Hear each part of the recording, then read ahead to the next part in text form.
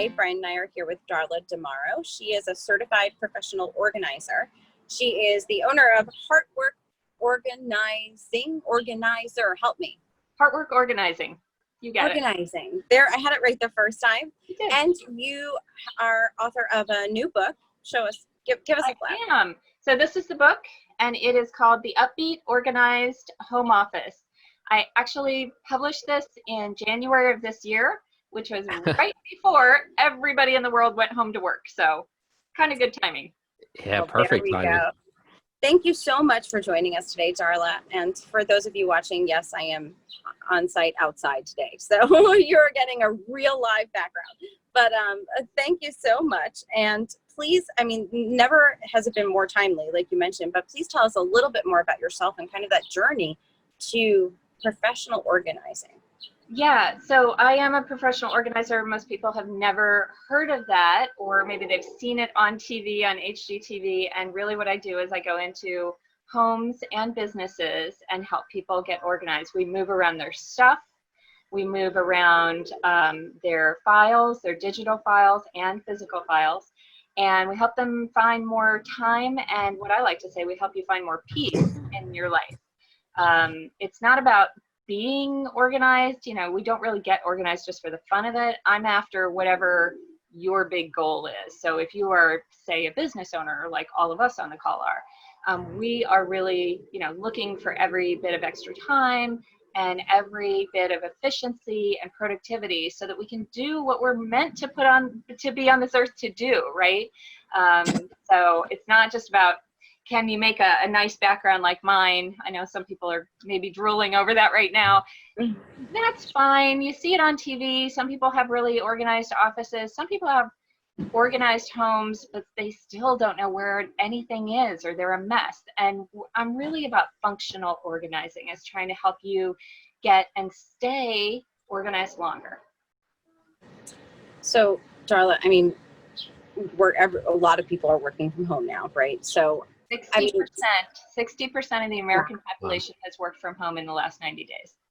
Wow, that's a lot. And that's way up, by the way. But prior to this COVID-19 pandemic, the number was 40% of American professionals.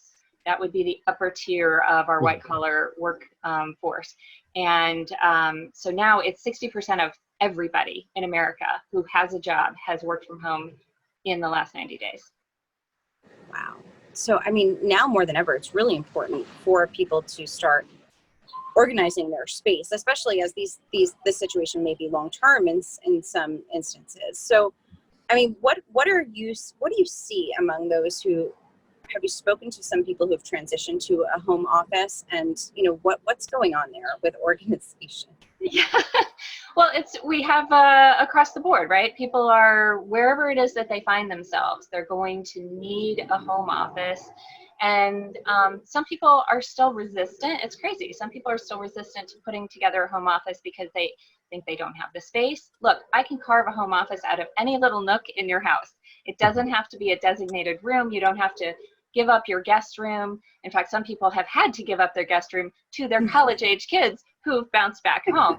So they've lost their home office. And so you may need to carve a home office out of a corner or a nook. Or in my case, I have 2 middle schoolers who will be homeschooling again next year. So I already had a home office, yay me, but I had to carve out 2 more home offices for my kids. So the thing that I want for everybody, my clients, anybody listening to this, you know, really, if you're struggling with this, is to know that you don't have to feel like you've turned your living room into an office, right? You can do it. You can create a workspace in a way that makes your home still feel like a home. And the more organized you are, the more organized each home office or workspace is, you get so many benefits out of that. For instance, if you're working on the kitchen island, okay, maybe that's okay for you, but it's probably not going to be ideal for your middle school or your high school or your college kid. So they're going to need another space. And if you are working on your kitchen island, great. But does that mean that you have to clean it up every night when you need to make dinner? That's not ideal, right? So, so whatever space you have, I mean, we carved closets. I'm sorry, I shared the secret there. We carve home offices out of closets We carve them out of alcoves, out of a corner of the living room, out of, some people have sort of a larger than average landing at the top of their stairway, basements, really any kind of space that is livable. We can set that up so that you can have a space. And if you didn't believe that you needed one before, I firmly believe that everybody needs and deserves a home office. Even if you're a homemaker, you're taking care, especially in the part of the world that you and I live in, a lot of households have an income that is larger than many small businesses. So you need a place to pay the bills and take care of insurance and fill out all those forms for your kids' school and all that sort of thing. Business owners for sure need a home office. Teachers, many teachers have never given themselves permission to set up a home office. Well, guess what? Every single teacher out there right now needs a home office because they have to have a backup plan for another lockdown. Mm-hmm. Okay, so that's a long answer, but you can tell, I think that I'm really in support of everybody having a home office, no matter where you live. Even if it's a 1-bedroom apartment or an efficiency apartment, you need a space. So I'm a minimalist, right, by nature. Like, we're gonna get there. Oh, no, but here's my question. So, do you think a lot of people who are now working from home for the first time realize, like, holy smokes, I didn't need all that crap that was in my office. Right? I just need my laptop and, a monitor or whatever those components are, right? They didn't need like this, everything that existed. Are you finding that more, that people are sort of like downsizing what their home office consisted of? I think, there's two ends of the spectrum again. I think if somebody has an office like mine, I have a pretty big office. It's about 12 feet wide, like 10 by 12. And I actually need everything in here, surprise, surprise. But I think that a lot of people who have an office like this are looking around and they're saying, you know what, I can't find what I need on a daily basis. It's not making me happy. So yeah, it's time to go through and pare down. On the other end of the spectrum, I'm finding a lot of people who got sent home by their companies, and all they came home with is their laptop and their phone. And they're thinking, cool, I have a home office, I can sit on the couch all day. Now, that is not ideal. It's good for about 3 days, and then your back hurts. You've got all these little notes and Post-its that you've got stuck to the couch, and right. So your dog, you're putting your favorite pen. You don't know where your charger is anymore. That's not ideal. So I really, on that end of the scale, people who thought they were minimalist, I'm going to say, you know what, carve out a little space. Mm-hmm. It might be a dresser. It doesn't have to be a desk. I do like having a desk because then you can sit properly. I mean, both of you guys are sitting in a real chair, and it's because we do tend to lean forward and lean over our keyboard and our pads that we're writing on. Well, I mean, to that point, let's just dive in then to minimalism and non-minimalism. Sorry, I threw Nicolette off. Let's skip ahead because what about the hoarders? I mean, because I'm a hoarder, Brian's a minimalist, right? And I need everything, like you said, and I don't want to part with anything. So how does your approach kind of differ when you're working with hoarders like myself? Okay, well, just to clear that up, you're probably not a hoarder. Hoarding is now, as of the last couple of years, it got into the DSM manual, and it's actually a clinical diagnosis. So, but tell my husband that, because that's what I'm called all the time. Well, you may be a collector, you may not be a minimalist, and he may be passing judgment in a way that isn't, potentially totally helpful to your relationship, but we'll see. But what I would say is we have studies that back up, plenty of studies out there. This is not a new topic, that we know that people work better in an environment where they are not overcome by clutter, they are not constantly distracted by things that don't relate to their current activity, that they're surrounded by colors that make them happy, which is hence the title of my name, the upbeat organized, the title of my book, the upbeat organized home office, because I do want you to try and work in a space that's pretty, whatever that looks like to you, and it'll be different for everybody. But people respond to that. They respond to environments where they feel comfortable. And the most important thing is they respond in environments where they feel like they have some control. And what we know about what's going on today is our world feels so chaotic, and this coronavirus is so big that a lot of us just shut down on a daily basis and say, I'm not in control. And then we lose our productivity, we lose our motivation, we lose our ability to get things done. And so what I would say again is everybody deserves a home office, and make it a space that you want to run to and not a space that you want to run from. It can have a lot of things in it as long as those things make you happy. And again, if you just look at the back of my office, this is this is a real working wall for me. Every binder back there and every magazine file back there has a ton of stuff in it. But when you look at my office, it doesn't look like it's a mess, because I'm using the containers to create a color scheme and to create some order out of what might in somebody else's office be just disordered stacks of paper. And Nicolette, that was order, not hoarder. I was thinking the same thing, Brian. I was thinking the same thing. So I have a question. You mentioned earlier, right? You don't just organize the physical, you organize digital, right? Because I always joke around that I'm a digital hoarder. Yeah, we all are. I'll let you off the hook on that one, because we all are. Right. So, I mean, so now how do you go about organizing someone's digital life, because, I know myself, like I'll organize things, but then I'll dump everything on my desktop. And then once in a while, I'll just start filing everything back out to the right folder, right? How do you go about creating the chaos, taking that chaos and creating sort of like that same sort of vibe where it feels peaceful and things like that from a digital perspective? So that you walked right into having me talk about systems. And so organizing is not about cleaning up, okay? And it's not about literally cleaning. I always say cleaning is wiping the dirt off of surfaces. Organizing is about putting things where you can find them again.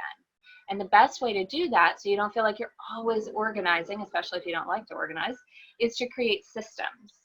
So systems consist of 4 parts. And I talk about this in the book, of course, but systems have 4 parts, and they are place, supplies, process, and time. Okay, those 4 things. So what we'll find with disorganized people is they'll say, oh yeah, I have a place for this, I just never get around to putting it there. And a lot of people don't give themselves time to organize. So like you said, you might on a daily basis just dump files onto your desktop. Okay, totally fine. But at some point, you're going to need some of those files again, or you don't, and so they should go in the trash at some point. That's the kind of thing you could be cleaning up in 2 minutes at a time when you're on hold with your bank or something like that.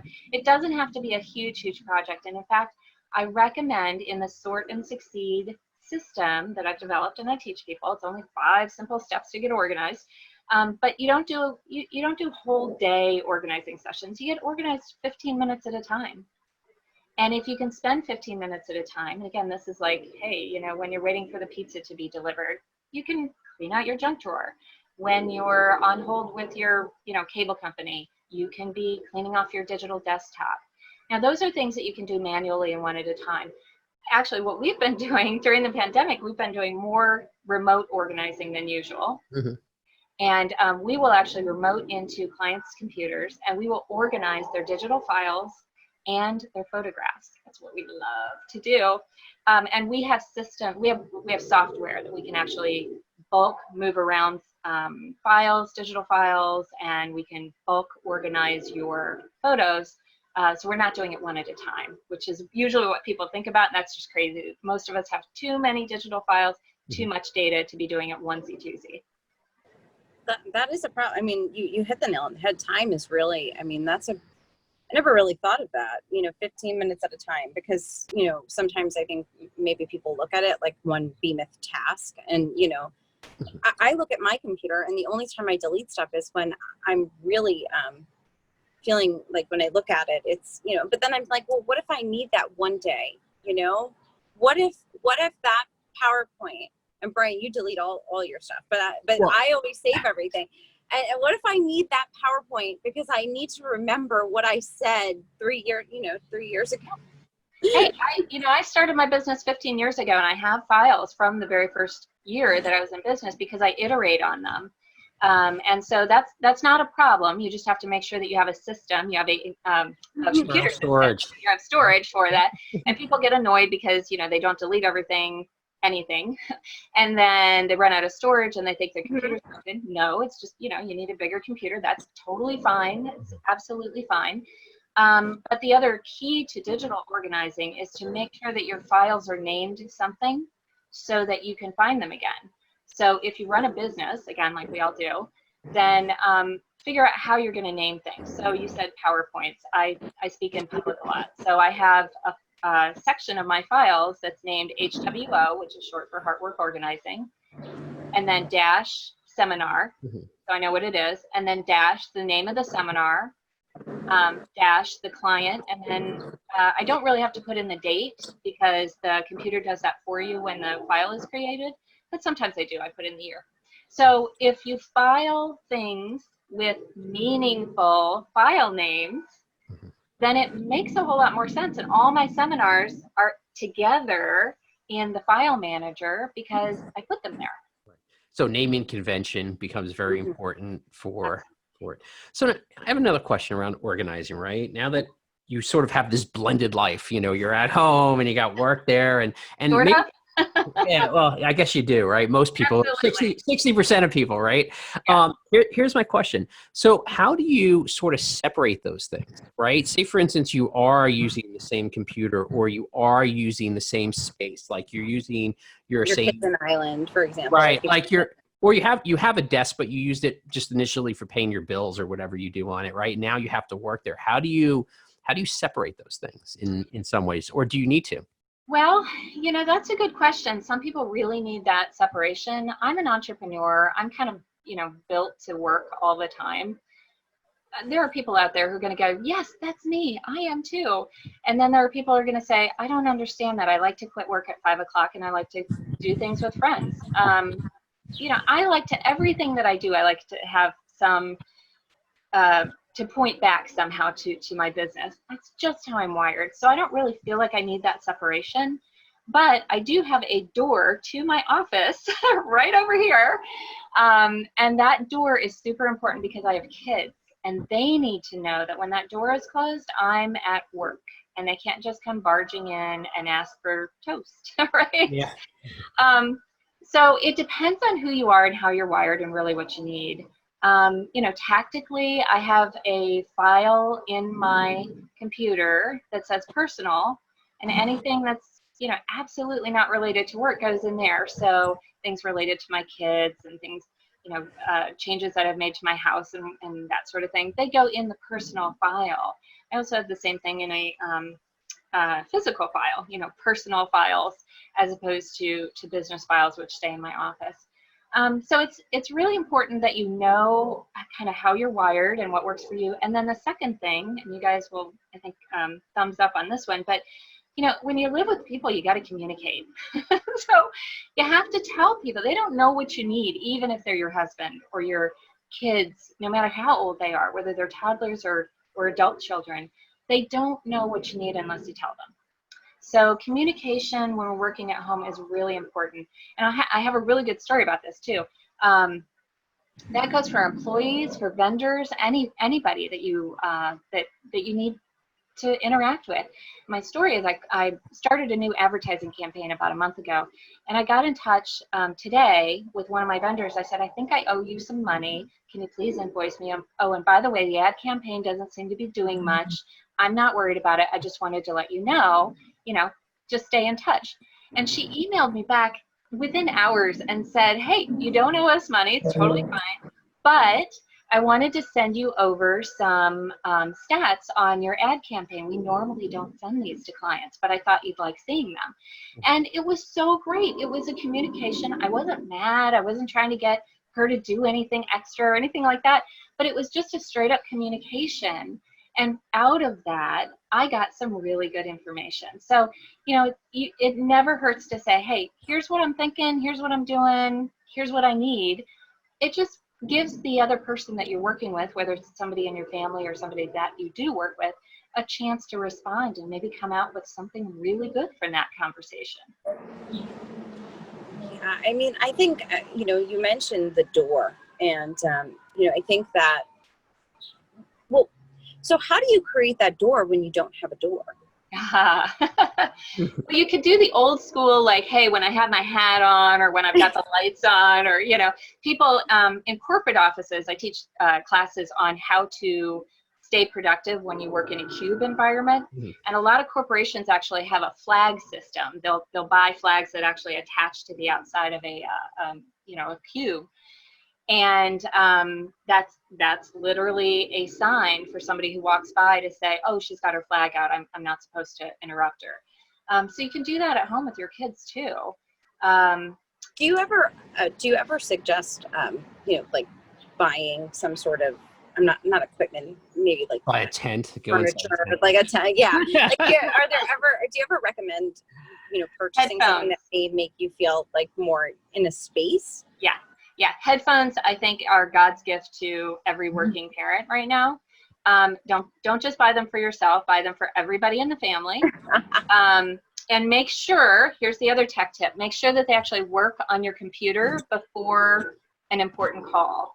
Not only because you need to make sure that they work for you. I'm not using these on this computer because mine has a really good internal mic, but my kids are having trouble using one of their headsets on their computer. And so what happens is I'm on a call and I hear them in their call. Because we're all, I've got 4 people in this house and we all have a home office right now. And it's funny you said a tent, because my 10-year-old has a little pup tent that we put up in the dining room. And I have a desk for her. It's a really nice desk.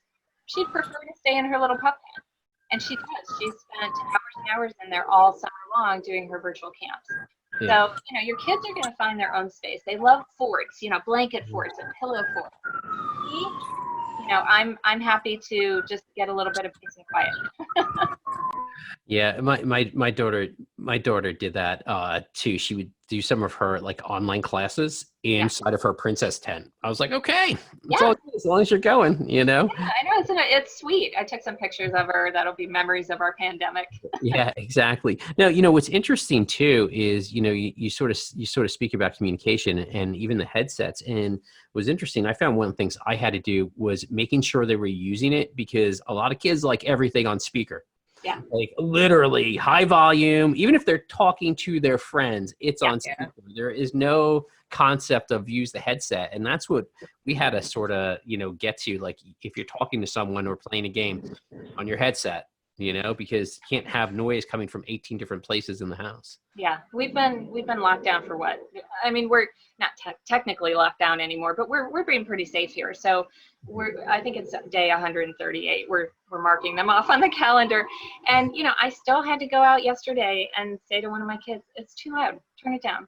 And she said, "Oh, I'm sorry. I didn't realize that kids don't have the same sense of personal space and auditory senses that we do. They don't know when they're being too loud. So you just got to give them that and say, oh, turn it down, And the first 3 times I tell you it's going to be nice.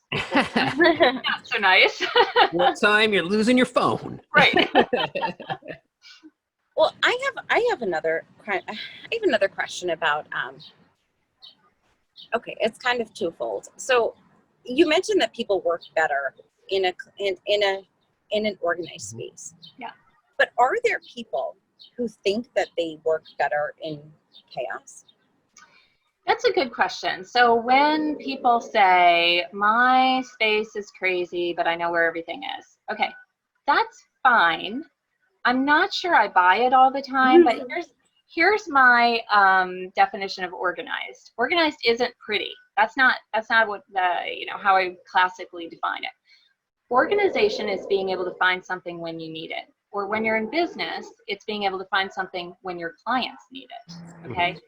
So here's the thing about organizing. I put together the 5-step system of sort and succeed, and each letter stands for one of the steps. So step 1 is start with a written plan.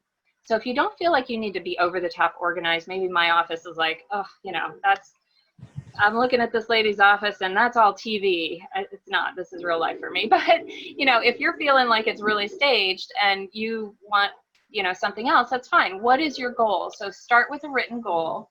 Your first step should be a 5-word or less bullet point. Okay. So instead of organize the whole house, it needs to be something like clear off the desk, right? That could be your 5 steps. Step 2 is organize things into groups. And the groups are going to be specific to you and what space you're organizing. Step 3 is reduce, release, and reset. And we don't start getting rid of things until step 3, because once you have things together, organized into groups, it's a lot, your brain actually can be a lot more efficient about getting rid of or parting with things, especially if you think you're a hoarder. But you know, if you only have one thing in your hand, you're going to say, oh, I need it. But if you have all 50 black t-shirts that you own right in front of you, it's a lot easier to say yes, no, keep, donate, right? Step 4 is to tweak and to make your space a little bit nicer and a little bit more friendly to work in every time that you're in there. And then step 5 is to succeed and celebrate. And that's the fun step where you get to pick a reward for yourself and reward yourself for getting through the project. But also, I'm really big into neuroscience.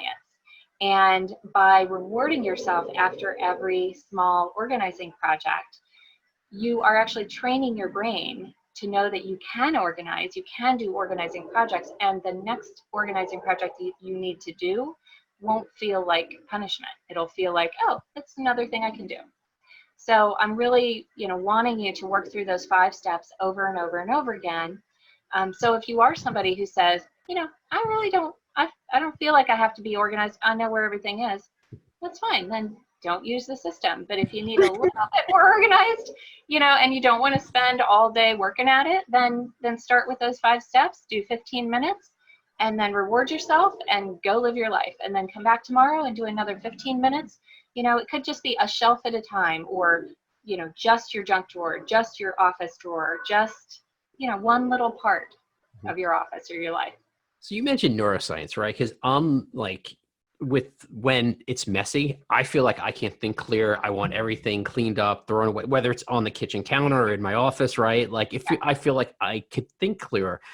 Is there like a principle or something in neuroscience that actually lets that happen? Like when is it just like you're not, like I always say I have clutter blindness. Like I can't find things if things are cluttered. Yeah, well, actually, it's funny because clutter blind is something else. It's the opposite. It's we get so used to walking into our homes and saying, I can't see what's around me. So it's kind of like nose blind. When you walk into your own home, you can't smell what your own home looks like. You really can't. You actually have to ask somebody else to smell it for you, because within about 2 or 3 minutes of living in your own space, you just get habituated to it. But yeah, I would say there's a lot around emotional ties and what we know about how people do get wrapped up into the ownership of something, and that's how our brain is wired. It's actually a good thing, but when it tips over into not feeling good anymore and having us keep things that aren't serving a purpose, that's a problem, right? But then the other thing that happens is, and you said this, is we are easily distracted. Humans are easily distracted, period. That's why the internet works so well, because we're always clicking from one thing to another. Hyperlinks are designed to distract you and take you to the next entertaining, you know, point of departure. And you know, kids can hardly learn anymore if it's not gamified or entertaining. It's really tough. When I was in school, you just memorized stuff. That was what you did. We don't take that tact anymore with children. So so what's happening when you have a bunch of clutter out, is those two things together. You may not see the clutter because it's your home, but it's distracting you nonetheless. And I call it cycling, right? So there'll be something on my countertop and I'll think, oh, I need to call, you know, Bob about that. I need to call about the car. I need to call. And every time I walk by the countertop and there's something on the countertop that doesn't really belong there, and it's like, it's a delayed decision, right? I have to do something with it, but it's just turning my mind over every time I see it. And it's taking me away from what I meant to be doing when I walked into the kitchen, right? So those are pretty, you know, people think that, oh, I'm an idiot because I get distracted easily. No, that's how we all are. That's how we all are. We just, some of us work really hard at trying not to be distracted. So I know I have a lot of props here, but I really use a timer all the time, right? I have an easy to use, this is called a time timer. I love this cute little timer. But it's an easy to use timer, and I will all day long, I'll say, you know what, I'm just going to focus for 10 minutes on getting payroll done, or I'm going to focus for 10 minutes on, you know, updating my clients that I have to call, or whatever it is. You know, I'm going to write my next blog article for exactly 45 minutes, and I'm not going to do it for 2 hours like I usually do, because I'm only going to give it this amount of time. So using a simple timer, whether it's on your phone or something on your desk like mine is, that can help you get to your goal, that can help you be more productive and do what you're trying to actually accomplish. Okay, one more question then. What if, okay. Oh, that's what she thinks. Give me All one. right. All right. So I think it's a hyperlink question. I see that question leading to another question. all right. So wait a second. I organize everything. I feel really good about myself, right? And I am so happy. Give it 2 days and everything is a mess again. What is that? Do you have children? It's called children, I think. Well, I'm talking about, I wish I could blame it on my son, but I'm talking about my desk, right? Yeah. My office space. It does not, it can't stay that way. And I'm going to be honest, it's pretty much everything it's only me. It's only my stuff. Well, you know what? Again, don't be so hard on yourself. So it's kind of the difference between, you know, if you've ever gone over to somebody's house and they're making dinner, right? Somebody will say, oh, I apologize for the mess. Okay, there's a difference between the mess while you're making dinner and having dirty dishes in the sink all week long that you don't touch, okay? So as entrepreneurs, what is our desk telling us? Is this the mess that's going on while we're working and you could in fact get organized again in 15 minutes? Or is this a hopeless case of not doing the dishes for months? Okay. So you're saying daily maintenance, kind of? Daily maintenance is required. So the Sort and Succeed system isn't just for, you know, getting a hoarding situation under control and then you don't do it again. You apply the Sort and Succeed system, those same 5 steps, and I mean, they're not rocket science, right? I've just systematized them so that you can remember sort and succeed. It's 5 steps, right? Hopefully in a year from now, you won't remember my name. You might not remember my company name, but you'll remember sort and succeed. And it's 5 steps. Start with a written plan, organize into groups, reduce, release, reset, tweak, make it a little bit nicer, and then go celebrate. You can do that 15 minutes at a time to get an out of control space under control, or you can do it for 5 or 10 minutes at the end of the day just to maintain your space. And when you do that on a regular basis, and Nicolette, you said it earlier, so many people just rush out of the office. They don't leave time. And even if my office is in my house, I'm still rushing out because of the, you know, there's something else that has to be done. Gotta make toast. Yeah, exactly. You gotta get toast right now. But you have to give yourself a little bit of time, whether it's at the end of the day, the beginning of the day, noontime, whatever it is. You got to give yourself some time to get caught up. And it doesn't have to be a lot of time. It could be 5, 10, 15 minutes. But daily maintenance, regular maintenance is a requirement. This is all mind-blowing to me. So you forgive me. I have a lot of questions because I can't. I love the questions. Hopefully it will, something that we've said will strike a chord with you and will motivate you, will encourage you to go and make, you know, 1 or 2 or 5 changes in your life that hopefully will carry on forever. And hopefully that's what, you know, will happen with your viewers too. Yeah. I'm sure I'm not the only one, right? You are absolutely not the only one. Please put that to rest. So Darla, leave us with one thing that you would want everybody to do right now to take a positive step in the direction of organizing their home office space, whatever space that might be. So I'm going to leave you with the question that I always ask my business clients. I always start and end with, if I have a new business client, I ask them the question, how do you know what to do next? When you come into your office in the morning, or if you're a night owl like me, you know, when you finally have done all the family stuff during the day and you get a chance to sit down and maybe your desk is clear, more likely than not, it's not. There's stuff piled on it. How do you know what to do next? And if the answer is whatever's on top or whatever's on fire, those are not great answers, right? If those are your answers, then you need to spend a little bit of time systematizing your life, your business, your office, maybe organizing, and creating a way so that you can sit down and instead of having to organize every time, which is moving things to get to other things, to do the things that you thought you needed to do today, okay, if that's your life, it can be better. It really can be better. I help people do that every day, all day long. So it's what I love because it's right back to where we started. It's not about organizing. It's about you going out and showing your brilliance to the world and doing whatever it is that you were put on this earth to do. You will be able to do it better and faster if you're organized. It's making you more efficient. More efficient, more productive, hopefully happier. Wow. Could you imagine? I mean, I think I'm pretty efficient now. So could you imagine if I was organized? Yeah. Unstoppable, right? Unstoppable. And how Oh, many of us man. want that? You know, a lot of us have this mission or have this, you know, have this passion to help other people achieve their best through what we do. I mean, you know, there are people who are watching this going, I couldn't move other people's stuff around all day long. I love it. I love what I do because whatever it is that you're doing out in the world is going to be amazing. And I want to be, you know, helping you do that. That's awesome. Well, Darla, please tell everybody where they can learn more about you and what you do and your book, please.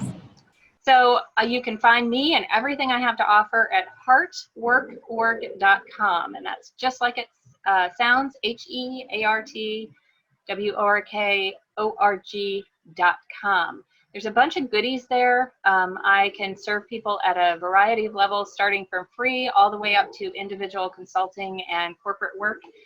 The book is available everywhere books are sold, Amazon and in ebook form and also in paperback. We have, you know, a lot of great resources like this show will be posted on the website. I also have a free Facebook clutter-free support group. It's got thousands of members in it, and we have people every day come on and share their pictures and show how they're getting organized, and thousands of people encouraging them. And then there's DIY classes on my website as well, if you want to learn how to organize your photos or organize your digital files. I'm just really out here to support you. And right now, I know that everybody needs a home office. So if you're stumped on how to do that, and you know, maybe you think you can't, I'm here to help. And yeah, please get in touch at heartworkorg.com. Thank you so much, Darla. We appreciate it. Darla. Thanks for having me on.